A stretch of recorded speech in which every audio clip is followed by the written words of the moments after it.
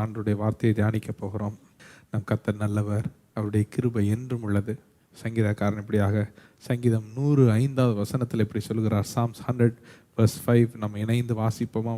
கர்த்தர் நல்லவர், அவருடைய கிருபை என்றென்றைக்கும், அவருடைய உண்மை தலைமுறை தலைமுறைக்கும் உள்ளது. அல்லேலூயா. கர்த்தர் நல்லவர், அவருடைய கிருபை என்றென்றைக்கும், அவருடைய உண்மை தலைமுறை தலைமுறைக்கும் உள்ளது என்று. கர்த்தர் நல்லவர். எத்தனை பேர் நம்புறீங்க? அவர் எப்பொழுதும் நல்லவர். அல்லேலூயா. நம்ம உயர்வுகளில் இருக்கும் பொழுது மாத்திரம் அல்ல, அவர் நம் தாழ்வுகளிலும் அவர் நமக்கு நல்லவராகவே இருக்கிறார். அவருடைய கிருபை என்றும் உள்ளது என்றால் என்ன அர்த்தம்? அவருடைய பேரன்பு மாறாத அன்பு. கிருபை என்றால் பேரன்பு என்று இன்னொரு மொழிபெயர்ப்பு சொல்கிறது. அந்த பேரன்பு என்றும் உள்ளது. It always last for us. Hallelujah. அதே போல் அவருடைய உண்மை தலைமுறை தலைமுறை உள்ளது என்று வேதம் சொல்கிறது. தலைமுறை தலைமுறை of our generations he is faithful. Hallelujah. அதனால் என்ன சூழ்நிலையாக இருந்தாலும் இந்த சத்தியத்தில் நீங்கள் மாறவே வேண்டாம். இந்த எண்ணங்கள் மாற இடம் கொடுக்கவே வேண்டாம். நம் கர்த்தர் நல்லவர். You should always stand by this. You should always sincerely believe that our God is always a good God. He is always faithful and His mercy, His grace endures forever. Hallelujah. Hallelujah. இதை இந்த நாளில் நீங்கள் விசுவாசிப்பீர்கள் என்றால் நான் உங்களுக்கு சொல்லட்டும், எல்லா பயமும் உங்களுக்கு நீங்கள் அதிலிருந்து விடுவிக்கப்படுவீர்கள். எல்லா கலக்கத்திற்கும் சந்தேகங்களுக்கும். ஏன்னா when you are filled with the love of God, இந்த பூரண அன்பு பயத்தை புறம்பே தள்ளிவிட்டோம். ஹல்லேலூயா. நீங்கள் நம்புறீங்களா? அவர் நல்லவர், நம் ஆண்டவர் நல்ல தெய்வம். அவருடைய குமாரனையே தந்து நம்மை அன்பு கூர்ந்தார். வேதம் ரெவலேஷன்ஸ் சாப்டர் 1 இப்படி எழுதியிருக்கிறது. நம்மிடத்தில் அன்பு கூர்ந்து நம்மை பாவங்களற கழுவும்படி அவருடைய சொந்த இரத்தத்தையே சிந்தினார் என்று. ஆம் பிரியமானவர்களே, He loves us so much. நாம் பாவிகளாய் மனதிலே துர்க்கிரியினாலே சத்துருக்களாக இருக்கும் பொழுதே அவருடைய குமாரனின் மாம்ச சரீரத்தில் அடைந்த மரணத்தினாலே நம்மை அவரோடு கூட ஒப்புரவாக்கினார். நம்மிடத்தில் அன்பு கூர்ந்தபடினால் அவர் நமக்காக அவருடைய சொந்த குமாரனே தந்தார். சொந்த குமாரனே நமக்கு தந்தவர். அவரோடு கூட மற்ற எல்லாவற்றையும் மறலாதிருப்பது எப்படி? Just say, open your mouth and confess, say that my God loves me. Hallelujah. என் தேவன் என்னை நேசிக்கிற நல்ல தகப்பன், எனக்காக சொந்த பிள்ளையே ஒப்பு கொடுத்த ஒரு நல்ல நேசர். என் தகப்பன், என் தேவன் என்னை நேசிக்கிறவர். அவர் நல்லவர். அவர் கிருபை என்றும் உள்ளது. அவருடைய உண்மை தலைமுறை தலைமுறைக்கும் உள்ளது. He is always faithful. பொல்லாத தகப்பனே, உங்கள் பிள்ளைகள் வேண்டிக் கொள்ளும் பொழுது நன்மையானவைகளை கொடுக்க நினைக்கும் பொழுது, ஃபெய்த்ஃபுல் ஃபாதர், அவர் உங்களுக்கு நன்மையானதை அருள்வது அதிக நிச்சயம், சந்தேகமே இல்லை. ஹல்லேலூயா. இந்த காலகட்டத்திலையும் ஒரு வித்தியாசமான பாதையிலே நாம் கடந்து சென்று கொண்டு இருக்கிறோம். சங்கீதக்காரன் சொல்கிறது போல மரண இருள் நிறைந்த பள்ளத்தாக்கு. ஆனால் அந்த மரண இருள் நிறைந்த பள்ளத்தாக்கில் நடக்க நேர்ந்தாலும் பொல்லாப்புக்கு பயப்பட வேண்டாம். ஏன்? A faithful father is always by our side. Hallelujah. His love, everlasting love lasts for us. Hallelujah. நம் தேவன், நம் கர்த்தர் நல்லவராக இருக்கிறார். அதனால் எதை குறித்தும் கலங்கவோ பயப்படவோ வேண்டாம். ஹல்லேலூயா. என் இருதயத்தில் ஆண்டவர் போட்ட பாரத்தை, சமீப நாட்களில் ஆண்டவர் என்னை பாரப்படுத்தின ஒரு சத்தியத்தை நான் உங்களோடு பகிர்ந்து கொள்ள விருப்பப்படுகிறேன். அந்த சத்தியத்தை நீங்கள் கற்றுக்கொண்டு அதை நீங்கள் புரிந்து கொள்ள நான் ஆண்டவரிடத்தில் வேண்டுகிறேன். ஆண்டவர் உங்களுக்கு மனக்கண்களை பிரகாசிக்க செய்ய வேண்டும் என்று. ஏசாயாவின் புஸ்தகம் 60வது அதிகாரம் 1வது 2வது வசனத்தை நாம் இணைந்து வாசிக்க போகிறோம். Isaiah chapter 60 verse 1 and 2. எழும்பி பிரகாசி, உன் ஒளி வந்தது, கர்த்தருடைய மகிமை உன்மேல் உதித்தது. ஹல்லேலூயா. எழும்பி பிரகாசி, உன் ஒளி வந்தது, கர்த்தருடைய மகிமை உன்மேல் உதித்தது. இதோ இருள் பூமியையும் காரிருள் ஜனங்களையும் மூடும், உன்மேல் கர்த்தர் உதிப்பார், அவருடைய மகிமை உன்மேல் காணப்படும். உன்மேல் கர்த்தர் உதிப்பார், அவருடைய மகிமை உன்மேல் காணப்படும். மீண்டும் எல்லாரும் இணைந்து வாசிப்போம். எழும்பி பிரகாசி, உன் ஒளி வந்தது, கர்த்தருடைய மகிமை உன்மேல் உதித்தது. இதோ இருள் பூமியையும் காரிருள் ஜனங்களையும் மூடும், உன்மேல் கர்த்தர் உதிப்பார், அவருடைய மகிமை உன்மேல் காணப்படும். ஹல்லேலூயா. இது ஒரு அற்புதமான வார்த்தை, தீர்க்க தரிசனமான வார்த்தை, இந்த காலகட்டத்திற்கு பொருத்தமான ஒரு வார்த்தை. ஏசாயா தீர்க்கதரிசி மூலமாக எத்தனையோ நூற்றாண்டுகளுக்கு முன்பாக தேவன் கொடுத்த இந்த தீர்க்க தரிசனமான வார்த்தை நிறைவேறும் காலம் இது. இருள் பூமியையும் காரிருள் ஜனங்களை மூடும், ஆனால் கர்த்தர் உன்மேல் உதிப்பார், அவருடைய மகிமை உன்மேல் காணப்படும். பாருங்க, எல்லா பக்கமும் இருள் தான். The world is under a lockdown. இந்த ஒரு தேசம் அல்ல, இந்தியா தேசம் அல்ல, ஒரு அமெரிக்க ஐக்கிய தேசம் மாத்திரம் அல்ல, மேபி ஒரு பர்டிகுலர் ஒரு கான்டினென்ட், ஒரு கண்டம் மாத்திரம் அல்ல, பூமியையே இருள் மூடி இருக்கிறது. ஜனங்கள் எல்லோரும் மரண பயத்தினால் கட்டப்பட்டிருக்கிற ஒரு சூழ்நிலை, காரிருள் ஜனங்களை மூடி இருக்கிறது. இந்த வார்த்தையை தத்ரூபமாக நாம் காண முடியும். இருள் பூமியையும் காரிருள் ஜனங்களையும் மூடும். இது முன்பாகவே ஏசாயா சொன்னார், இருள் பூமியை மூடும். இதோ என்றால் கண்களை ஏறெடுத்து பார் என்று அர்த்தம். கண்களை ஏறெடுத்து பார், இருள் பூமியை மூடும், காரிருள் ஜனங்களை மூடும், ஆனால் அந்த காலகட்டத்திற்கு உன்மேல் கர்த்தர் உதிப்பார், அவருடைய மகிமை உன்மேல் காணப்படும் என்று. ஹல்லேலூயா. இந்த இருளையும் காரிருளையும் விசுவாசிக்கிற நாம் இந்த மகிமையை பல நேரங்களில் விசுவாசிப்பதில்லை. இருளையும் காரிருளையும் நாம் கண்டு விசுவாசித்து கொண்டிருக்கிறோம். ஆனால் பல நேரங்களில் நமக்குள்ள இந்த தோமா விசுவாசம் தான் இருக்கிறது. என்ன தோமா விசுவாசம்? பார்த்தால்தான் விசுவாசிக்க முடியும். இன்னும் பார்க்கலையே, இன்னும் நான் பார்க்கலையே, இருளை நான் பார்க்கிறேன், காரிருளை நான் பார்க்கிறேன், ஆனால் மகிமையை நான் பார்க்கலையே என்ற ஒரு தோமா விசுவாசம். கண்டு விசுவாசிப்பவர்களை பார்க்கிலும் காணாமல் விசுவாசிப்பவர்கள் பாக்கியவான்கள். ஹல்லேலூயா. ஆமாம், இந்த வசனத்தில் எப்படி இருள் பூமியையும் காரிருள் ஜனங்களையும் மூடுகிறது என்பது உண்மையாக இருக்கிறதோ, அதே போல நிச்சயமாகவும் உண்மையாகவும் அவருடைய மகிமை உங்கள் மேல் காணப்படும். அவருடைய மகிமை உங்கள் மேல் உதித்திருக்கிறது, உங்கள் மேல் அந்த கர்த்தருடைய ஒளி வந்திருக்கிறது என்பதும் சத்தியம், அதுவும் உண்மை. ஹல்லேலூயா. பரிசுத்த ஆவியானவர் உங்களுக்குள்ளே வந்துவிட்டார். எத்தனை பேர் இயேசு கிறிஸ்துவை விசுவாசித்து ஏற்றுக்கொண்டீர்களோ, எத்தனை பேர் பரிசுத்த ஆவியானவரை பெற்றுக்கொண்டீர்களோ, உங்கள் மேல் அந்த மகிமை வந்திருக்கிறது. கர்த்தருடைய மகிமை உங்களுக்குள் வந்துவிட்டார். ஹல்லேலூயா. அந்த இருள் பூமியை மூடினாலும் காரிருள் ஜனங்களை மூடினாலும் நமக்குள் அவர் மகிமையின் நம்பிக்கையாய் வாழ்ந்து கொண்டிருக்கிறார். நம்மேல் அந்த மகிமை இந்த காலகட்டத்தில் காணப்படும். பாருங்க, ஒரு மெழுகுத்திரி, ஒரு கேண்டிலை நீங்கள் லைட் பண்ணி வச்சிருந்தா பகலெல்லாம் அந்த வெளிச்சம் ஒன்றும் யாருக்கும் தெரியாது. It will not be noticed by anybody during the day time. It will be unnoticed during the day time. But that doesn't mean that the candle is not lit. It is been lit. But since the light around is more brighter, this candle does not show up much. ஆனால் எப்பொழுது இருள் மூடுகிறதோ, எப்பொழுது காரிருள் மூடுகிறதோ, கரண்டெல்லாம் இல்லாமல் எப்போ இருட்டு நேரம் அதிகமாக ராத்திரி நெருங்க அப்பொழுது இந்த கேண்டிலுடைய வெளிச்சம் பிரகாசமாக தெரிய ஆரம்பிக்கும். இந்த கேண்டிலுடைய வெளிச்சத்தில் பலர் அதோடைய பயன் அனுபவிப்பார்கள். They will enjoy the benefit of this candle. அப்படித்தான் உங்களுக்குள்ளேயும் பரிசுத்த ஆவியானவர் வந்து உங்களுக்குள்ளே மகிமையின் நம்பிக்கையை அவர் வாழ்ந்து கொண்டிருக்கிறார். இத்தனை காலகட்டத்தில் ஒருவேளை நீங்கள் பயன் பெறாமல் இருந்திருக்கலாம். ஆனால் இந்த இருள் மூடும் பொழுது, காரிருள் ஜனங்களை மூடிக்கொண்டிருக்கிற இந்த சூழ்நிலையிலே அந்த மகிமை உங்கள் மேல் காணப்படும். That light will be seen on you. That glory will be seen on you. உங்கள் மேலே அந்த மகிமை காணப்படும், உங்கள் மேலே அந்த வெளிச்சம் காணப்படும். எழும்பி பிரகாசி என்று ஏசாயா சொல்கிறார்.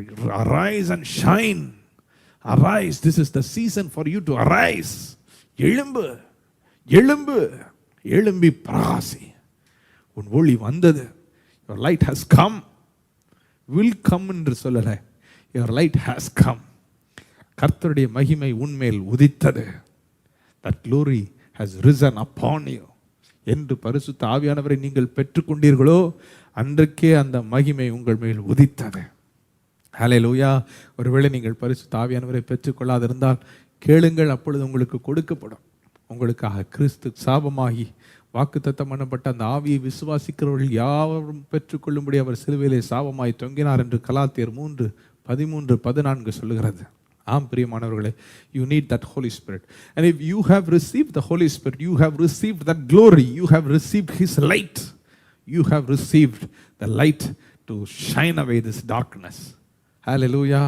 ஆம் பிரியமானவர்களே, அப்படிப்பட்ட ஒரு மகிமை உங்கள் மேல் இருக்கிறது. அப்படிப்பட்ட ஒரு வெளிச்சம் உங்கள் மேல் உதித்திருக்கிறது.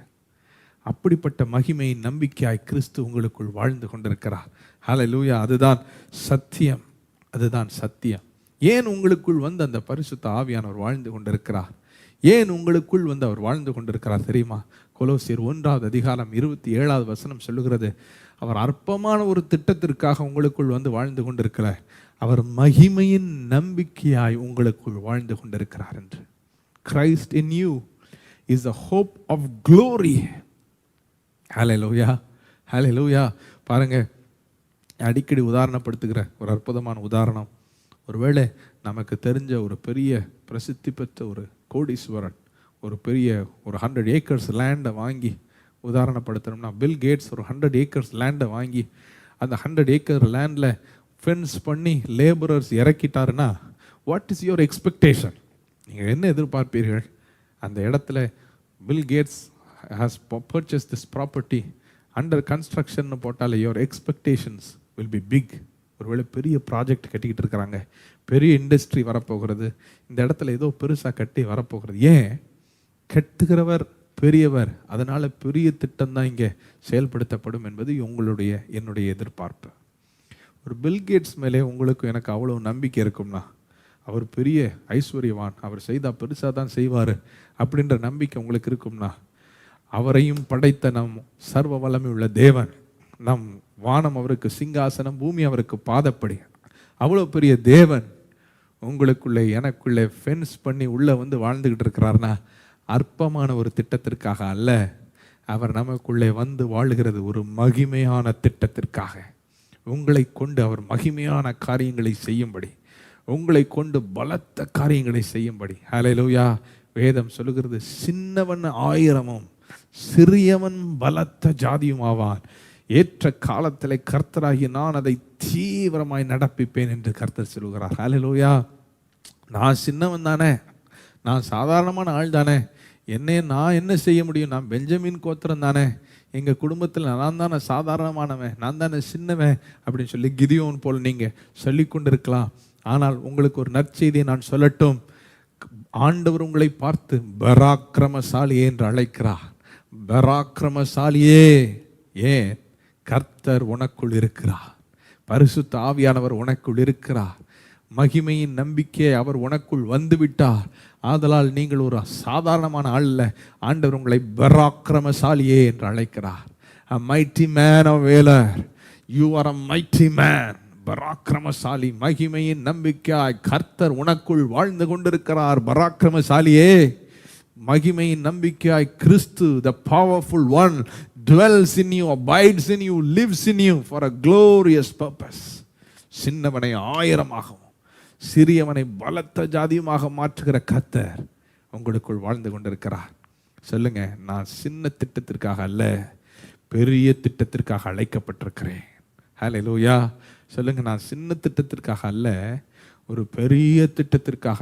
I am called for a very big purpose and that's why that big God dwells in me. எனக்குள்ளே சர்வ வல்லமையுள்ள தேவன் வாழ்ந்து கொண்டிருக்கிறார். ஹல்லேலூயா. நிறைய நேரங்களில் இந்த அழைப்பை நாம் புரிந்து கொள்வதே இல்லை. we do not know the hope of our calling. நாம் எதற்காக அழைக்கப்பட்டிருக்கிறோம், நாம் யார் என்ற அறிவே இல்லாத ஒரு அறிவில்லாமையினாலே சங்காரமாகிறார்கள். ஹல்லேலூயா. வேதம் இப்படிதான் இயேசு சொல்லுகிறார், என் ஜனங்கள் அறிவில்லாமையினால் சங்காரமாகிறார்கள், சத்தியத்தை நீங்கள் அறிவீர்கள், சத்தியம் உங்களை விடுதலையாக்கும் என்று வேதம் அற்புதமாக நமக்கு கற்று தருகிறது நாம் யார் என்று. இந்த கண்ணாடியை நாம் பார்க்க பார்க்க, அதுவும் கிறிஸ்து என்ற கண்கள் மூலமாக நீங்கள் பார்க்க பார்க்க, ஆவியான கர்த்தர் அந்த சாயலாகவே உங்களை மகிமையின் மேல் மகிமை அடைந்து மறுரூபமாக்குவார். ஹல்லேலூயா. இந்த அழைப்பை குறித்து நாம் எதற்காக அழைக்கப்பட்டிருக்கிறோம், நம்ம அழைப்பின் நோக்கம் என்ன, நம்ம அழைப்பின் நம்பிக்கை என்ன என்பதை நாம் புரிந்து கொள்ள வேண்டும். Why are we called? What is the hope of our calling என்பதை நாம் புரிந்து கொள்ள வேண்டும். ஹல்லேலூயா. ஏதோ சபைக்கு ரட்சிக்கப்பட்டோம், சபைக்குள்ள வந்துடணும், பரலோகத்துக்கு போயிடணும், அதற்காக நாம் அழைக்கப்படவில்லை. We are just not called to just escape from something. We are called to show Christ to this world. ஹல்லேலூயா. நாம் கிறிஸ்துவை இந்த பூமிக்கு, உலகத்தாருக்கு காண்பிக்கும்படி அழைக்கப்பட்டிருக்கிறோம். அப்படித்தான் இயேசு சொன்னார். அப்போஸ்தலர் 1:8 பரிசுத்த ஆவியானவர் உங்கள் மீது வரும்பொழுது நீங்கள் பலனடைந்து எனக்கு சாட்சிகளாக இருப்பீர்கள் என்று. We are here to testify Christ, the powerful one. Christ என்றால் anointed one, powerful one என்ற அர்த்தம். அந்த powerful one இந்த பூமிக்கு காண்பிக்கும்படி தான் நாம் அழைக்கப்பட்டிருக்கிறோம். பிரியமானவர்களே, you are called. If you are listening to my word, if you are seeing this today, you are called. You are chosen and called. என் ஆண்டவர் எவர்களை முன் அறிந்தாரோ அவர்களை முன் குறித்து அவர்களை அழைத்து நீதிமானாக்கி மகிமைப்படுத்தி இருக்கிறார் என்று பவுல் சொல்கிறார். ஆம், you are called. You have been called for a glorious purpose. You have been chosen and called for a glorious purpose. And you might have been unable, but He has anointed you with His Holy Spirit to enable you. Hallelujah.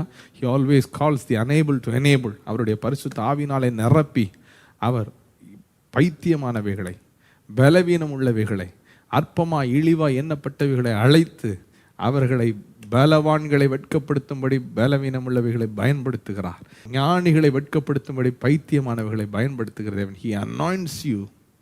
You are called. Hallelujah. Pavul எபேசு திருச்சபைக்கு ஒரு ஜெபத்தை ஏறெடுக்கிறார். அந்த ஜெபத்தை கற்றுத்தருகிறார். அற்புதமான ஜெபம். எபேசியர் 1:18 நான் உங்களுக்கு வாசித்து காண்பிக்க விரும்புகிறேன். Ephesians chapter 1 verse 18. தாம் நம்மை அழைத்ததினாலே நமக்கு உண்டாயிருக்கிற நம்பிக்கை இன்னதென்று நீங்கள் அறியும்படிக்கு அவர் உங்களுக்கு பிரகாசமுள்ள மனக்கண்களை தர வேண்டும் என்று நான் வேண்டிக் கொள்கிறேன் என்கிறார். தாம் நம்மை அழைத்ததின் நம்பிக்கை, தாம் நம்மை அழைத்ததினாலே நமக்கு உண்டாயிருக்கிற நம்பிக்கை இன்னதென்று நீங்கள் அறியும்படிக்கு. You should understand, know the hope of your calling. அதற்கு ஆண்டவர் நமக்கு பிரகாசமுள்ள மனக்கண்களை தர வேண்டும் என்று வேண்டிக் கொள்கிறேன் என்று அந்த ஜெபத்தை ஏறெடுக்கிறார். நாமும் இந்த ஜெபத்தை ஏறெடுக்க வேண்டும். ஏதோ செய்தி கேட்டால் நமக்கு ஒன்றும் மாற்றத்தை உண்டு பண்ணாது. This should become a revelation for you. I pray that this would become a revelation for you. Hallelujah. முக்கியமான ஒரு அழைப்பை நான் உங்களுக்கு சொல்ல விரும்புகிறேன். உங்களை அவர் எப்படி அழைத்திருக்கிறார், என்னை அவர் எப்படி அழைத்திருக்கிறார், அவர் நம்மை எப்படி பார்க்கிறார் என்ற ஒரு அற்புதமான அழைப்பை நான் உங்களுக்கு இன்று சொல்லி இந்த செய்தி வேளையை நிறைவு செய்ய போகிறேன். You should know you should know your calling and the hope of your calling. உங்கள் மேல் உள்ள அழைப்பையும் அந்த அழைப்பின் நம்பிக்கையையும் நீங்கள் அறிந்து கொள்ள வேண்டும். பாருங்க, ஒருவேளை இக்கட்டான இந்த காலகட்டத்தில் இந்த இந்த மரண இருள் பள்ளத்தாக்கில் அங்கே கொத்தாக கிளஸ்டர்ஸ் ஆஃப் டெத்ஸ் எல்லா பக்கமும், இட்டாலியில் நீங்கள் கேள்விப்பட்டது போல், யூகேல, யூஎஸில் எல்லா பக்கமும் ஒரு பேரழிவு. ஜனங்கள் கொத்தாக செத்து கொண்டு இருக்கிறார்கள். ஒருவேளை நியூயார்க் பட்டணத்தை எடுத்துக்கொள்ளுங்க. அந்த பட்டணத்தில் தான் பேரழிவு. இந்த பட்டணத்தில் திடீர்னு சரீரபூர்வமாக இயேசு கிறிஸ்து இருக்கிறார் என்ற செய்தி கேள்விப்பட்டா என்ன நடக்கும்? What will happen if they come to know that Jesus Christ is there bodily? சரீர பிரகாரமாக இயேசு ஏதோ ஒரு ஸ்ட்ரீட்டில் இருக்கிறார் என்று கேட்டால் என்ன நடக்கும்? ஜனங்கள் திரளாய் ஓடி சென்று இயேசு கிறிஸ்துவின் சரீரத்தை, இயேசு கிறிஸ்துவின் கையை, காலை, வஸ்திர தொங்கலை எப்படியாவது தொட்டு சுகத்தை பெற்றுக்கொள்ளணும்னு சொல்லி ஓடுவாங்க. They will run to touch either Jesus' hand or his body or his dress. ஏதாவது ஒன்றை தொட்டு அந்த வல்லமையை பெற்றுக்கொள்ளணும், சுகத்தை பெற்றுக்கொள்ளணும். Because everybody knows that there is healing power in Jesus. அதை அவரை தொட்டால், அவர் வஸ்திர தொங்கலை தொட்டால் சொஸ்தமாவேன், தொட்டணும். அந்த ஏக்கம், அந்த தாகம் ஓருக்குள்ள இருக்கும். ஜனங்கள் ஓடுவாங்க. நான் உங்களுக்கு ஒரு நற்செய்தி சொல்லட்டும். இயேசு கிறிஸ்து சரீர பிரகாரமாக இந்த பூமியில் இருக்கிறார். உங்களுக்கு தெரியுமா? இயேசு கிறிஸ்து சரீர பிரகாரமாக இந்த பூமியிலே வாழ்ந்து கொண்டிருக்கிறார். எப்படின்னு கேட்குறீங்களா? எங்கன்னு கேட்குறீங்களா? ஜான் ஜி லேக் என்ற ஒரு தேவ மனிதன் இப்படி சொல்லுகிறார்: You are the tangible, pulsating flesh and bone of Christ in this world. And hallelujah. You are the tangible, pulsating flesh and bone of Jesus Christ in this world. ஆம் பிரியமானவர்களே, You are the body of Christ. We are the body of Christ. நாம் கிறிஸ்துவின் சரீரமாக இந்த பூமியிலே வாழ்ந்து கொண்டிருக்கிறோம். இன்று அழிவின் மத்தியிலே கதறி கொண்டிருக்கிற ஜனங்கள் பார்த்து கேட்டு தொட்டு சுகத்தை அனுபவிக்க வேண்டிய சரீரமான கிறிஸ்துவின் சரீரமான சபையாக நீங்களும் நானும் கிறிஸ்துவின் சரீரமாகிய சபையின் அவயவமாக அங்கமாக வாழ்ந்து கொண்டிருக்கிறோம். ஹல்லேலூயா, ஹல்லேலூயா. We are the hope for the situation. We are the solution for the situation. அதான் ஏசாயா தீர்க்கதரிசி சொன்னார், arise and shine. இருள் பூமியையும் காரிருள் ஜனங்களை மூடுமானால் உன்மேல் கர்த்தர் உதிப்பார், அவருடைய மகிமை உன்மேல் காணப்படும். You are the light for the situation. You are the light. You are the solution. You are the answer. You are the person for the situation.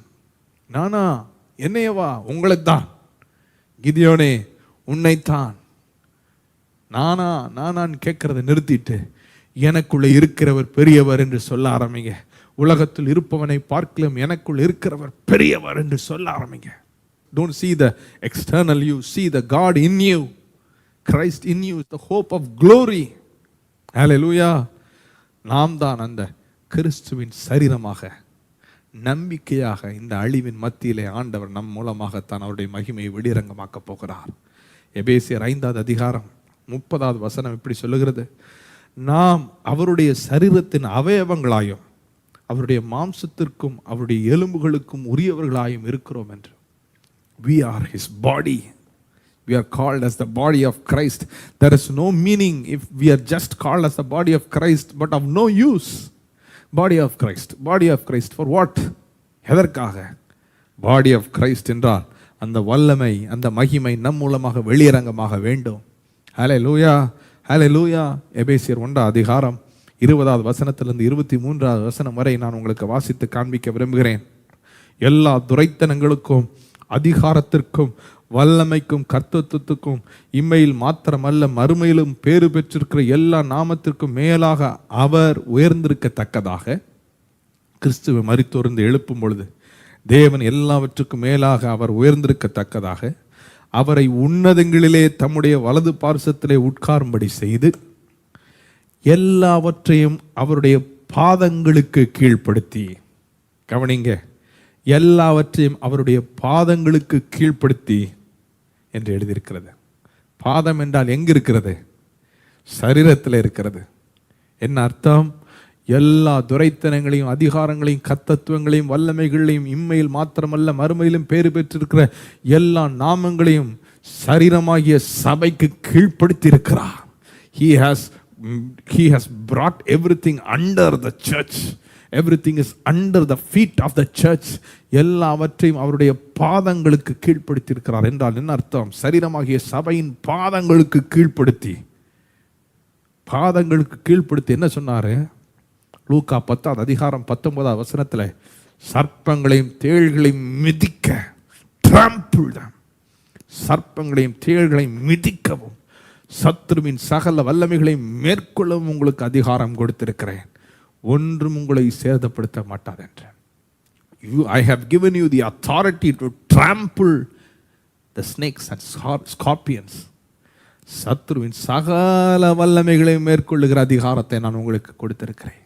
ஆம் பிரியமானவர்களே, நாம் இன்று பார்த்து கொண்டிருக்கிற அந்த யுத்தம், இந்த போராட்டம், இது எல்லாம் நம்முடைய போராட்டம் மாம்சத்தோடு இரத்தத்தோடு அல்ல. நம்முடைய போராட்டம் துரைத்தனங்களோடும் அதிகாரங்களோடும் வானமண்டலத்தில் இருக்கிற பொல்லாத ஆவிகளின் சேனைகளோடும். ஆனால் நல்ல செய்தி, துரைத்தனங்களையும் அதிகாரங்களையும் கர்த்தத்துவங்களையும் வல்லமைகளையும் இம்மையில் மாத்திரமல்ல மறுமையிலும் பேறு பெற்றிருக்கிற எல்லா நாமங்களையும் அவருடைய பாதங்களுக்கு கீழ்ப்படுத்தியிருக்கிறார் என்றால் என்ன அர்த்தம்? நம்முடைய சரீரமாகிய சபைக்கு கீழ்ப்படுத்தியிருக்கிறார், கீழ்ப்படுத்தியிருக்கிறார். ஹல்லேலூயா, ஹல்லேலூயா. அடுத்த அந்த வசனம் எப்படி தொடர்ந்து பாருங்க. எல்லாவற்றையும் எல்லாவற்றாலும் நிரப்புகிறவருடைய நிறைவாகிய சரீரம். நாம் யார் தெரியுமா? அவருடைய நிறைவு. கிறிஸ்துவின் நிறைவே சரீரமாகிய சபைதான். நீங்களும் நான் அவருடைய சரீரத்தின் அவயவங்களாக இருக்கிறோம். அவருடைய மாம்சத்தின் மாம்சமும் எலும்பின் எலும்பாக இருக்கிறோம். Hallelujah, hallelujah. அந்த body of that Christ, we are the body of Christ. எல்லாவற்றையும் நம் பாதங்களுக்கு கீழ்ப்படுத்தி இருக்கிறார். சங்கீதக்காரன் சொல்லுகிறார், சிங்கத்தின் மேலும் பாம்பின் மேலும் நடந்து பால சிங்கத்தையும் வலு சர்ப்பத்தை நான் மிதித்து போடுவேன். ஏன் மிதித்து போடுவேன்? சரீரமாகிய என் கால்களுக்கு கீழே தான் எல்லாவற்றையும் அவர் ஒப்பு கொடுத்திருக்கிறார். நான் மிதித்து போடுவேன். I will trample them. Hallelujah. Hallelujah. Church, the body of Christ, we are the answer for the situation. We are the answer for the situation. We are the solution. His glory will shine through us. His light will shine through us. Are you ready? நீங்கள் ஆயத்தமாக இருக்கிறீர்களா? எழும்ப ஆயத்தமாக இருக்கிறீர்களா? அர்ப்பணிக்க ஆயத்தமாக இருக்கிறீர்களா? அவருடைய செய்கையாக இருக்க ஆயத்தமாக இருக்கிறீர்களா? அவருடைய வாயாக, அவருடைய கையாக, அவருடைய காலாக இருக்க ஆயத்தமாக இருக்கிறீர்களா? அன்று சரீர பிரகாரமாக இயேசு அந்த படகுலே தூங்கி கொண்டிருக்கும் பொழுது காற்றும் கடலும் கொந்தளித்தது. சீஷர்கள் அஞ்சினார்கள், பயந்தார்கள். ஐயரே, நாங்கள் மடிந்து போகிறோம் என்று. சரீர பிரகாரமான இயேசு தூங்கி கொண்டிருந்த அந்த நேரத்தில் அவரை எழுப்பினார்கள். எழுந்தார், இறையாதை அமைதியானார் என்று அடக்கினார். அதட்டினார், அடக்கினார். காற்றும் கடலும் அமிழ்ந்தது. நான் சொல்லுகிறேன், அவருடைய சரீரமாகிய சபையே, நீங்களும் நானும் எழும்பி அடக்கினால், அதட்டினால் இந்த கொந்தளிக்கிற சூழ்நிலைகள் அடங்கும். இந்த பொல்லாத ஆவியின் கிரியைகள் அழிக்கப்படும். நாசம் மோசமான திட்டங்கள் எல்லாம் பைத்தியமாக்கப்படும். If we arise and if we shine. ஆண்டவரே, நான் எழும்புன ஆண்டவரே, நான் எழும்புன ஆண்டவர். இல்லை, எழும்ப போறேன்னு சொல்லுங்க. எழும்ப போறேன் அவர் சொல்லிட்டார். எழும்புன்னு சொல்லிட்டார். அவர் உன்னை சொன்னா நம்மால் செய்ய முடியாத ஒன்றை சொல்லுகிற தேவன் அல்ல. If he says, it means that we can. அவர் எழும்பு என்று உங்களை பார்த்து என்னை பார்த்து சொன்னால் நம்மால் எழும்ப முடியும். அவர் ஒளி வந்தது என்று சொன்னால் ஒளி வந்தது என்று அர்த்தம். அவர் மகிமை உதித்தது என்றால் மகிமை உதித்திருக்கிறது என்று அர்த்தம். அந்த மகிமை உண்மையில் காணப்படும் என்றால் அந்த மகிமை உண்மையில் காணப்படும். அதுதான் சத்தியம். சூழ்நிலைகள் மாறலாம், சத்தியம் மாறாது. ஹல்லேலூயா. ஆனால் இந்த சத்தியத்திற்கு சூழ்நிலையை மாற்றக்கூடிய வல்லமையும் அதிகாரமும் இருக்கிறது. எழும்ப நீங்கள் ஆயத்தமா? சரீரமாக செயல்பட நீங்கள் ஆயத்தமா? அவருடைய கரங்களாய், அவருடைய பாதங்களாக செயல்பட, அவருடைய சரீரமாக செயல்பட நீங்கள் ஆயத்தமா? இந்த பொல்லாத ஆவிகளை, துரைத்தனங்களை, அதிகாரங்களை, கர்த்தத்துவங்களை மிதிக்க, சத்துருவின் சகல வல்லமைகளை மேற்கொள்ள நீங்கள் ஆயத்தமா? Are you ready to show this world the power of Christendom? Are you ready to show this world the power of Jesus Christ? Are you ready to show this world the power of the body of Christ? Are you ready to arise and shine away this darkness? Are you ready? ஆயத்தமாக இருக்கிறீர்களா? எபேசியர் 3 அதிகாரம் 10வது வசனம் இப்படியாக சொல்லுகிறது, உன்னதங்களில் உள்ள துரைத்தனங்களுக்கும் அதிகாரங்களுக்கும் அவருடைய அனந்த ஞானமானது சபையின் மூலமாய் இப்பொழுது தெரிய வரும் பொருட்டு. அது மறைக்கப்பட்டிருந்த ரகசியமாகவே இருந்தது. இந்த ஐக்கியம், இந்த நெருக்கம், உன்னதங்களில் உள்ள துரைத்தனங்களுக்கும் அதிகாரங்களுக்கும் அவருடைய அனந்த ஞானத்தை அவர் சபையின் மூலமாகத்தான் தெரியப்படுத்துவார். His divine wisdom, His glory, His power, His might will be revealed to the power of darkness through the body of Christ, through the church. சபையின் மூலமாகத்தான் அவருடைய வல்லமையை காண்பிக்க போகிறார். அவருடைய பலத்த சத்துவத்தை காண்பிக்க போகிறார். சபையின் மூலமாகத்தான் அவருடைய அனந்த ஞானத்தை இந்த துரைத்தனங்களுக்கும் அதிகாரங்களுக்கும் காண்பிக்க போகிறார். ஹல்லேலூயா, ஹல்லேலூயா. ஆம் பிரியமானவர்களே, நான் அதை விசுவாசிக்கிறேன். எகிப்து தேசத்திலே அடிமைகளாக இருந்த இஸ்ரவேல் ஜனங்களை மீட்கும் பொருளாக மோசே என்ற இரட்சகன் இந்த பூமிக்கு வந்தப்போ ஆண் பிள்ளைகள் சங்கரிக்கப்பட்டார்கள். மரண ஓலம். உலகத்தையே காப்பாற்ற இரட்சகராகிய இயேசு இந்த பூமிக்கு வந்து பிறக்கும் பொழுது மீண்டும் ஒரு மரண ஓலத்தின் மத்தியில் தான் இரட்சகர் பிறந்தார். When he was born, the devil was hunting for the savior. He wanted to kill him. அவனுக்கு தெரியல, எங்கேயாவது இந்த இரட்சகரை கண்டுபிடித்து இந்த இரட்சிப்பின் திட்டத்தை தடுத்து நிறுத்த வேண்டும் என்று துடித்தான். மோசே என்ற இரட்சகர் பிறந்த பொழுதும் மரண ஓலம். இயேசு உலகத்தின் இரட்சகர் பிறந்த பொழுதும் மரண ஓலம். இப்பொழுது மீண்டும் இந்த மரண ஓலத்தில் ஒரு நல்ல செய்தியை நான் உங்களுக்கு சொல்லட்டும். ஒரு பெரிய ரட்சிப்பு, மாபெரும் ரட்சிப்பு உண்டாக போகிறது. ஆனால் இந்த வேளை பிறக்கிறது ஒரு இரட்சகர் அல்ல, அந்த இரட்சகரின் சரீரமாகிய சபை வல்லமையை தரித்து கொண்டு எழும்ப போகிறது. ஹல்லேலூயா.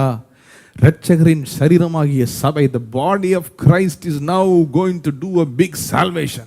God is going to bring the salvation through his body, through the body of Christ. He is going to prove his might, his divine wisdom, his strength through the body of Christ. He is going to enslave the enemy.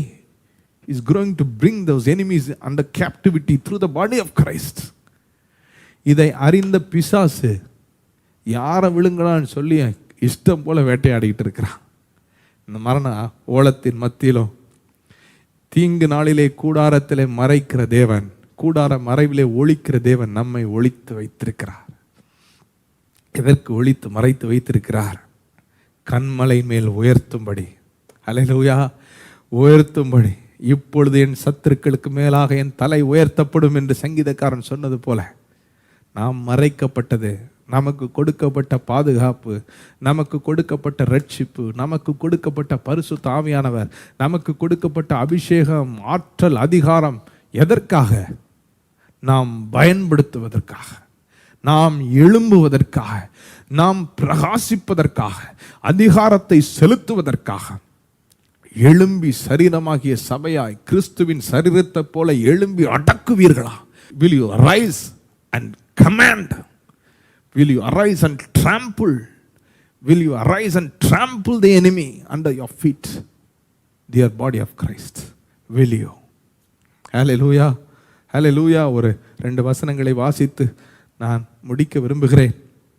எபேசியர் 5வது அதிகாரத்தில் 29வது வசனம் இப்படி சொல்லுகிறது: தன் சொந்த மாம்சத்தை பகைத்தவன் ஒருவனும் இல்லையே, கர்த்தர் சபையை போஷித்து காப்பாற்றுகிறது போல ஒவ்வொருவனும் தன் மாம்சத்தை போஷித்து காப்பாற்றுகிறான் என்று. ஹல்லேலூயா. என்ன அர்த்தம்? நம்ம இன்னைக்கு நம்ம மாம்சத்தையும் போஷித்து காப்பாற்றுகிறோம் அல்லவா? ஏற்ற வேலைக்கு உணவு கொடுக்குறோம், செக்யூரிட்டிக்கு என்னெல்லாமோ செய்கிறோம், மாஸ்க் போடுறோம், கேர்ஃபுல்லாக இருக்கிறோம், கை கழுவுறோம், எவ்வளோ பத்திரமா இருக்கணும் ப்ரிகாஷன்ஸ் எடுக்கிறோம், நம்ம காப்பாற்றுகிறோம், நம்ம போஷிக்கிறோம்.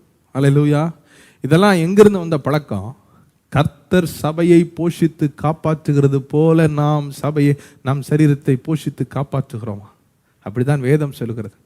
அப்போ கர்த்தர் எப்படி நீங்களும் நானும் நம்முடைய சரீரத்தை ஏற்ற வேளைக்கு உணவு கொடுத்து நாம் செய்ய வேண்டிய பாதுகாப்பெல்லாம் பாதுகாத்து நாம் பராமரிக்கிறோம், அதே போல கர்த்தர் தன்னுடைய சரீரமாகிய சபையை போஷிக்கிறார், காப்பாற்றுகிறார். அவர் ப்ரொடெக்ட் பண்றார் நம்மளை, அவர் போஷிக்கிறார். He feeds us with his word, he feeds us with his strength, he feeds us with his provision. நானே அதை காப்பாற்றி அதற்கு நீர் பாய்ச்சி இரவும் பகலும் ஒருவனும் அதை சேதப்படுத்தாதபடிக்கு அதை காத்துக்கொள்வேன் என்று ஏசாயா தீர்க்கதரிசி மூலமாக சொல்லுகிறார். நானே அதை போஷித்து காப்பாற்றுவேன், என் சரீரமாகிய சபை என்று உரிமை பாராட்டுகிறார். He feeds us, he protects us. பயப்பட வேண்டாம். ஐயோ நம்ம இதை செஞ்சால் நம்ம குடும்பத்துக்கு பாதிப்பு வந்துருமோ, ஐயோ நம்ம இப்படிலாம் அதிகாரமாக பேசினா, ஐயோ நம்ம பிசாசை எதிர்த்து நின்னா நமக்கு ஏதாவது பாதிப்பு வந்துடும். No, it will not. சர்ப்பங்களையும் தேள்களையும் மிதிக்கவும் சத்ருவின் சகல வல்லமைகளை மேற்கொள்ள உங்களுக்கு அதிகாரத்தை கொடுத்திருக்கிறேன், ஒன்றும் உங்களை சேதப்படுத்த மாட்டாது என்று லூக்கா 10வது அதிகாரம் 19வது வசனம் சொல்கிறது. Nothing by any means shall harm you. அவர் சொன்னால் சொன்னதுதான், ஒன்றும் உங்களை சேதப்படுத்தாது. தைரியமாக அதிகாரத்தை செலுத்துங்கள். அவருடைய கையாய் காலாய் அவருடைய சரீரமாக எழும்பி மிதித்து அடக்கி கையை நீட்டி அதிகாரத்தை செலுத்துங்கள். ஹல்லேலூயா. அற்புதமான வசனத்தை நான் உங்களுக்கு வாசித்து காண்பிக்க விரும்புகிறேன். மத்தேயு 16வது அதிகாரம் 18வது 19வது வசனத்தை வாசித்து நாம் நிறைவு செய்ய போகிறோம். Matthew chapter 16 verse 18. மேலும் நான் உனக்கு சொல்லுகிறேன், நீ பேதுருவாய் இருக்கிறாய், இந்த கல்லின் மேல் என் சபையை கட்டுவேன், பாதாளத்தின் வாசல்கள் அதை மேற்கொள்ளுவது இல்லை. சபையே, பாதாளத்தின் வாசல் நம்மை மேற்கொள்வது இல்லை. பாதாளத்தின் வாசல் நம்மை மேற்கொள்வது இல்லை. The gates of hell shall not prevail the church, the body of Christ shall not prevail. நம்மளை மேற்கொள்ள முடியாது. அந்த அதிகாரம் அதற்கு கொடுக்கப்படவில்லை. இயேசு கிறிஸ்து சகல அதிகாரங்களையும் பறித்து விட்டார். கல்வாரி சிலுவையிலே துரைத்தனங்களை அதிகாரங்களையும் உறிந்து கொண்டு வெளியரங்கமான கோலமாக்கி அவைகளின் மேல் வெற்றி சிறந்த அந்த அதிகாரத்தை தன்னுடைய சரீரமாக சபைக்கு கொடுத்து சகலவற்றையும் தன்னுடைய பாதங்களுக்கு கீழ்ப்படுத்தி இப்ப சொல்லுகிறார். என்ன சொல்லுகிறார் பாருங்க, பாதாளத்தின் வாசல்கள் உன்னை மேற்கொள்ள முடியாது. பாதாளத்தின் வாசல்கள் உன்னை மேற்கொள்ள முடியாது. 19வது வசனம், பரலோக ராஜ்யத்தின் திறவுகோலை நான் உனக்கு தருவேன். பூலோகத்திலே நீ கட்டுகிறது எதுவோ அது பரலோகத்திலும் கட்டப்பட்டிருக்கும். பூலோகத்திலே நீ கட்டவிழ்ப்பது எதுவோ அது பரலோகத்திலும் கட்டவிழ்க்கப்பட்டிருக்கும் என்றார். ஹல்லேலூயா. எதை திறவுகோலை உனக்கு தந்துட்டேன், எதை நீ பைண்ட் பண்றியோ தட் ஷால் பி பவுண்ட், எதை நீ லூஸ் பண்றியோ that shall be loosed. Hallelujah.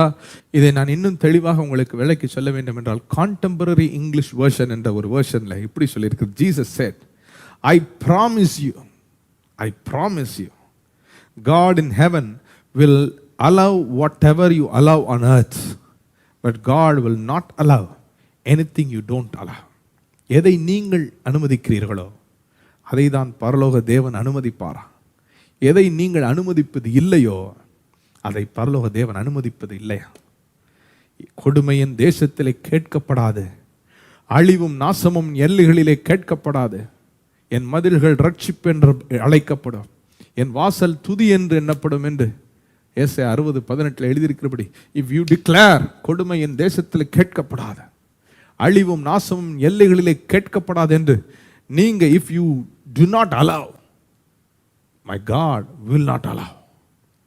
If you allow peace, if you allow goodness, if you allow goodness and mercy to hunt them down, my God will allow. நன்மையும் கிருபையும் தொடரும்படி மேற்கொள்ளும்படி உங்கள் தேசத்தை சமாதான தாபரமாய், உங்கள் தேசத்திலே சமாதானத்தையும் செழிப்பையும் பாதுகாப்பையும் கட்டவிழ்ப்பார். If you allow, Jesus said, I promise you. அவர் பொய் சொல்லுகிற மனிதன் அல்ல, அவர் மனம் மாறுகிற மனுபுத்திரன் அல்ல, அவர் சொன்னால் செய்வார். ஹல்லேலூயா. அவர் சொல்றார், I promise, நான் உங்களுக்கு வாக்கு கொடுக்கிறேன். Whatever you allow. Church, will you allow God to bless your country? And will you stop allowing the Satan to enter your country, enter your land, enter your families? God's word translation என்ற ஒரு மொழிபெயர்ப்பு. இதே வசனத்தை நான் வாசிக்கிறேன். மத்தேயு 16:19 வசனம். Jesus said, I guarantee this truth. நான் கேரண்டி பண்ணி சொல்றேன். I guarantee this truth. Whatever you imprison, God will imprison. And whatever you set free, God will set free. Whatever you imprison. Church, whatever you imprison, body of Christ, whatever you imprison, God will imprison. Whatever you set free, God will set free. Will you imprison the spirits, evil spirits behind this plague? Will you imprison the evil spirits behind this destruction? Will you imprison this evil spirits behind this poverty? Will you imprison the evil spirits behind these ugly plans? Will you imprison? Will you arise? Will you shine? Will you arise, open your mouth and declare and imprison these evil spirits? Will you allow the angels to minister? Will you allow the angels to help? If you declare, if you allow, God will allow. If you imprison, God will imprison in the heavenlies. Hallelujah. அதிகாரத்தை நம் வாயினால் அறிக்கை செய்ய வேண்டும். நாம் வாயினால் வாயை திறந்து கட்ட வேண்டும். வாயை திறந்து நாம் ஆசீர்வாதத்தையும் வெற்றியையும் சுகத்தையும் பாதுகாப்பையும் பேச வேண்டும். இந்த வாயிலே தான் கர்த்தர் அதிகாரத்தை கொடுத்திருக்கிறார். அவரைப் போலவே நம்மையும் அவர் படைத்தபடினாலே, அவர் இருளை பார்த்து வெளிச்சம் உண்டாக கடவுது என்று வாய் திறந்து பேசினதைப் போல நம்மையும் பேசும்படி அழைக்கிறார். அந்த அதிகாரத்தை நம் வாயிலே வைத்திருக்கிறார். எரேமியா 1:9 வசனத்தை திருப்பிக் கொள்வோம். Jeremiah chapter 1:9. எரேமியாவை பார்த்து கர்த்தர் சொன்னார், கர்த்தர் தமது கரத்தை நீட்டி என் வாயை தொட்டு, இதோ என் வார்த்தைகளை உன் வாயிலே வைக்கிறேன், பார், பிடுங்கவும் இடிக்கவும் அழிக்கவும் கவிழ்க்கவும் கட்டவும் நாட்டவும் உன்னை நான் இன்றைய தினம் ஜாதிகளின் மேலும் ராஜ்யங்களின் மேலும் ஏற்படுத்தினேன் என்று கர்த்தர் என்னுடனே சொன்னார் என்று எரேமியா சொல்லுகிறார். பாருங்க எப்படி அற்புதமாய் சொல்லியிருக்கிறார் கர்த்தர். எரேமியா பார்த்து சொல்கிறார், என் கரத்தை நீட்டி உன் வாயை தொட்டு உன் வாயில என் வார்த்தைகளை வைக்கிறேன், பார் என்றார். பார்னு என்ன அர்த்தம்? பிஹோல்டு, நீ சொல்லி பாரு, நீ வாயை திறந்து பாரு, அதிகாரத்தை பயன்படுத்தி பாரு. என் கரத்தை நீட்டி உன் வாயை தொட்டு என் வார்த்தைகளை உன் வாயிலே வைக்கிறேன் என்று கர்த்தர் சொல்கிறார். உங்கள் வாயிலே கர்த்தர் தம்முடைய வார்த்தைகளை வைக்கிறார். உங்களுக்கு ராஜாவாக, ஆசாரியனாக அவருடைய இரத்தத்தினாலே உங்களை கிரயத்திற்கு மீட்ட கர்த்தர் உங்களை ராஜாவை போலவே பேசும்படி அழைக்கிறார். ராஜாவை போலவே வார்த்தைகளை பயன்படுத்தும்படி அழைக்கிறார். பார், பிடுங்கவும் இடிக்கவும் அழிக்கவும் கவிழ்க்கவும் தேவனுடைய மகத்துவமான திட்டங்களை இந்த உலகத்திலே கட்டவும் நாட்டவும் உன்னை நான் இன்றைய தினம் ஜாதிகளின் மேலும் ராஜ்யங்களின் மேலும் ஏற்படுத்தினேன் என்று கர்த்தர் சொல்லுகிறார். அவருடைய அதிகாரத்தை நம் வாயை திறந்து பேசணுங்க. அவருடைய அதிகாரத்தை நம் வாயை திறந்து கட்டளையிடணும். நாம் மத்தேயுவில் பார்த்ததை போல கட்டி பழகணும். எதை நீங்கள் கட்டுகிறீர்களோ அது கட்டப்படும். வானமண்டலத்தில் எதை நீங்கள் கட்டவிழ்க்கிறீர்களோ அது கட்டவிழ்க்கப்படும். You should open your mouth and do it. Make it as a practice. நிறைய நேரங்களில் நமக்கு பழக்கம் இல்லைன்னு சொல்கிறோம். இது எனக்கு பழக்கம் இல்லை, இது எனக்கு அனுபவம் இல்லை, நான் இந்த மாதிரி செஞ்சதே இல்லை, எனக்கு இந்த மாதிரி செஞ்ச பழக்கம் இல்லைன்னு சொல்லி உலகத்தாரே சொல்கிறாங்க. Anything practised for 21 days becomes your habit. எதையுமே நீங்கள் செய்ய செய்ய ஒரு பழக்கமாக மாறும். எரேமியாவுக்கே கர்த்தர் எரேமியா 1:7 இப்படியாக சொல்லுகிறார். ஆனாலும் கர்த்தர், நான் சிறு பிள்ளை என்று நீ சொல்லாதே, நான் உன்னை அனுப்புகிற எல்லாரிடத்திற்கும் நீ போய் நான் உனக்கு கட்டளையிடுகிறவைகளை எல்லாம் நீ பேசுவாயாக என்று சொன்னார். பாருங்க, சிறு பிள்ளைன்னு சொல்லாத, எனக்கு பழக்கம் இல்லை, அனுபவம் இல்லை, எனக்கு இதுவரைக்கும் நான் செஞ்சதில்லை, நான் சிறு பிள்ளை அப்படின்னு சொல்லாதேன்னு சொல்றார். எவ்வளோ தெளிவா அந்த எரேமியா 1:7 சொல்லுது பாருங்க. நான் சிறு பிள்ளை என்று நீ சொல்லாதே, அப்படி சொல்லாத. Train your self, grow up, don't still be a child. வளராத குழந்தையை போல் அல்ல, சிறு பிள்ளைன்னு சொல்லிக்கிட்டே இல்லை, எனக்கு அனுபவம் இல்லைன்ற சாக்கு சொல்லிக்கிட்டே இல்லை. வளருகிற அவருடைய புத்திரர்களாய், அவருடைய சரீரமாகிய சபையாய், ராஜாக்களாக அவர் நம் வாயிலே கொடுத்த அதிகாரத்தை நாம் பயன்படுத்த வேண்டும். நாம் வாயை திறந்து அவருடைய வார்த்தைகளை சொல்ல வேண்டும். வாயை திறந்து அதிகாரமாய் சபையாகிய சரீரம் எழும்பி அதிகாரத்தை செலுத்த வேண்டும். சத்ருவின் சகல வல்லமைகளை மிதித்து மேற்கொள்ள வேண்டும். ஆமா, நம்ம போராட்டம் மாம்சத்தோடு இரத்தத்தோடு இல்லைங்க.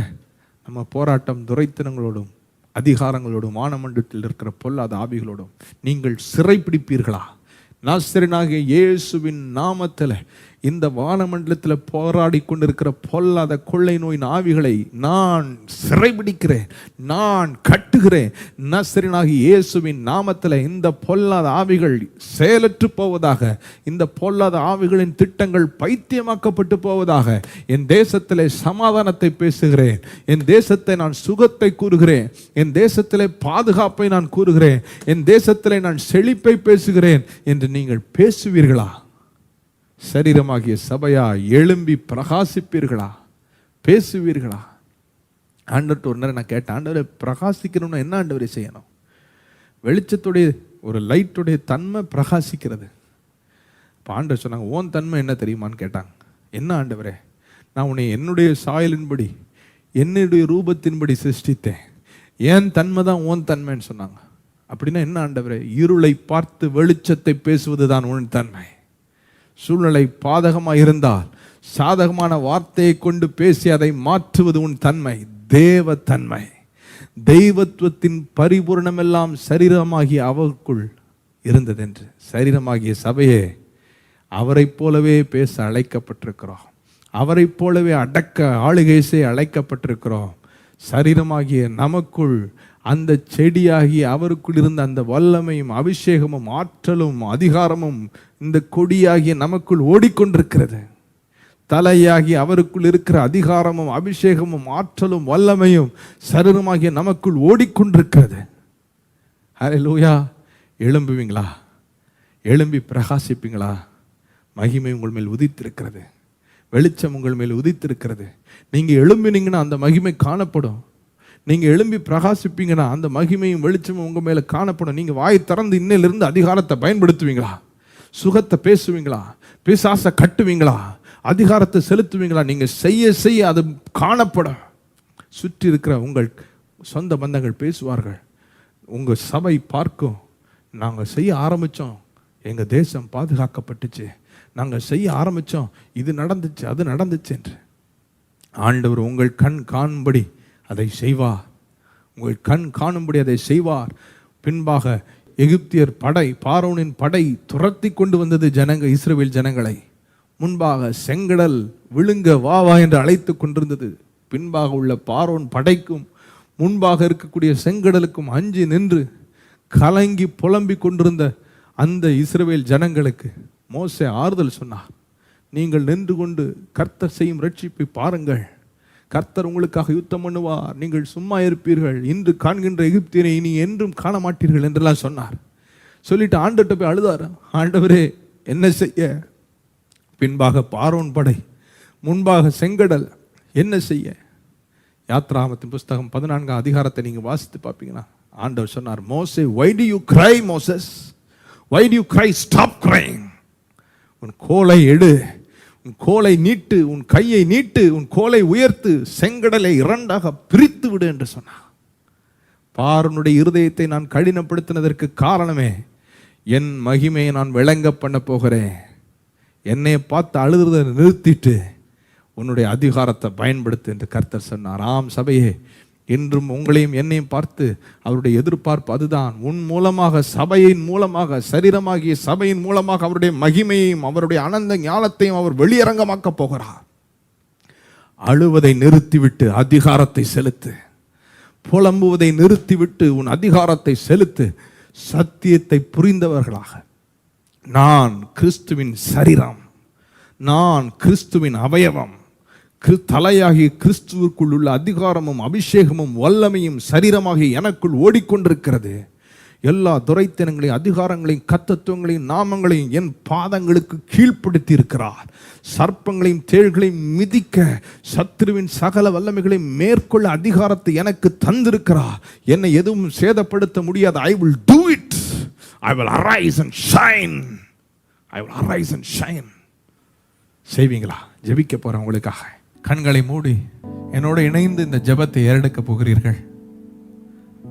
ஆண்டவரே, என்னை பயன்படுத்துங்க. உம்முடைய சரீரம் என்ற உணர்வு இன்னைக்கு நீர் எனக்கு தந்ததற்காக நன்றி.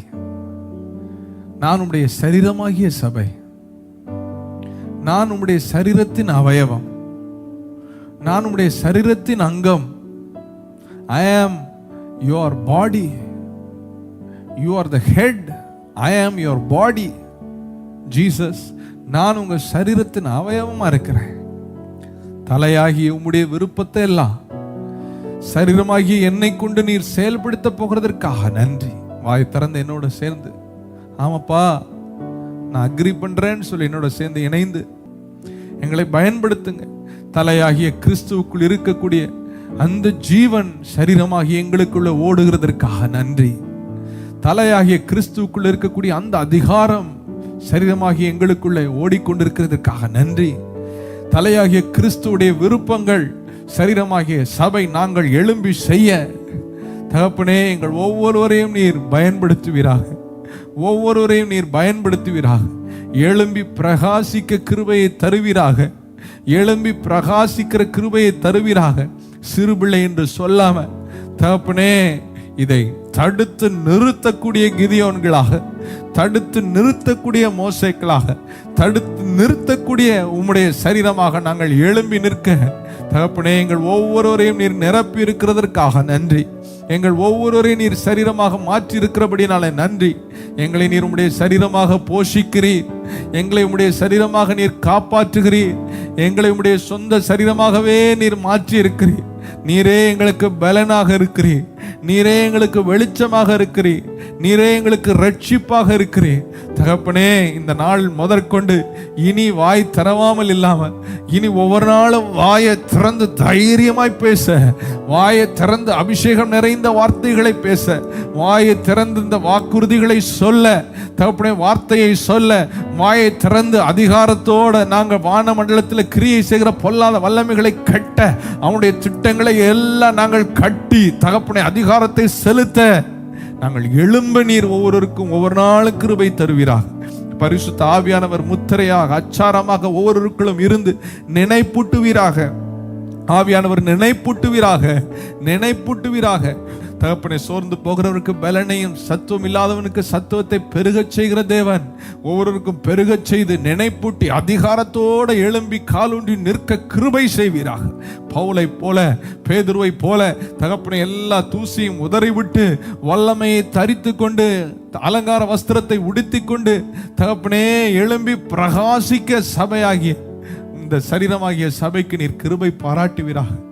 சபை எழும்புகிற நாட்கள் இது தகப்பனே. எழும்பி பிரகாசி, உன் ஒளி வந்தது, கர்த்தருடைய மகிமை உன்மேல் உதித்தது. இதோ இருள் பூமியையும் காரிருள் ஜனங்களை மூடும், ஆனால் கர்த்தர் உன்மேல் உதிப்பார், அவருடைய மகிமை உன்மேல் காணப்படும் என்று வாக்கு பண்ணினீரே. அந்த மகிமை காணப்படட்டும். இந்த இருளிலே சபை மூலமாக மகிமை காணப்படட்டும். அந்த சபையின் அங்கமாகிய சரீரத்தின் அங்கமாகிய எங்கள் ஒவ்வொருவர் மூலமாக அந்த மகிமை வெளியரங்கமாக்கப்படட்டும், காணப்படட்டும், வெளிச்சம் காணப்படட்டும். இந்த இருளை போக்குகிற வெளிச்சமாக நாங்கள் ஒவ்வொருவரும் எழும்பி அதிகாரத்தை செலுத்த, எழும்பி வாய் திறந்து பேச, சத்தமாய் துதிக்க, இந்த இருளை போக்குகிற வெளிச்சமாக நாங்கள் பிரகாசிக்க எங்களுக்கு கிருபை தாங்க. மெய்யான வெளிச்சம், மெய்யான ஒளி நீங்க எங்களுக்குள்ள இருக்கிறீங்க. இருள் மேற்கொள்ள முடியாது. சர்ப்பங்களையும் தேரைகளையும் மிதிப்பீர்கள், சத்துருவின் சகல வல்லமைகளையும் நீங்கள் மேற்கொள்ளுவீர்கள், ஒன்றும் உங்களை சேதப்படுத்த மாட்டாது என்று சொன்னீங்களே. மிதிக்கிறோம், ஜெயம் எடுக்கிறோம், சகல வல்லமைகளையும் மேற்கொள்ளுகிறோம், ஒன்னும் எங்களை சேதப்படுத்தாது. உங்களுடைய வார்த்தையின்படியே நடக்க போகிறதுக்காக நன்றி. பலவீனங்கள் மறைவதாக இயேசுவின் நாமத்தில். சரீரத்திற்குள்ளே தலையாகிய கிறிஸ்துவின் ஜீவன் எல்லா பலவீனங்கள் வியாதியின் அறிகுறிகளை இயேசுவின் நாமத்திலே மறையச் செய்யட்டும். வல்லமை மேற்கொள்ளட்டும், வெளிச்சம் மேற்கொள்ளட்டும் சொல்லி நான் ஜெபிக்கிறேன்.